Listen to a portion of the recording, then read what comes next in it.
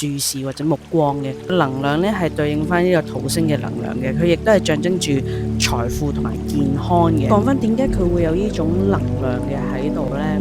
就本身佢由一棵好大嘅樹啦，咁地殼嘅變動咧，佢係被活埋咗喺地底下邊嘅，而地底下邊咧有好多嘅礦物質，咁二氧化矽咧就好似水泥咁樣啊，填飽咗呢個嘅木啦，或者佢嘅細胞啦。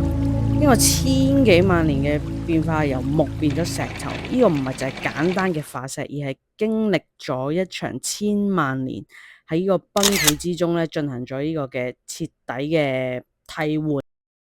咁就亦都可以講得出點解佢對應嘅能量係土星。咁土星本身係代表非常非常嚴格嘅紀律啦、責任同埋呢個現實上嘅打擊嘅意思，即係話現實一啲困境。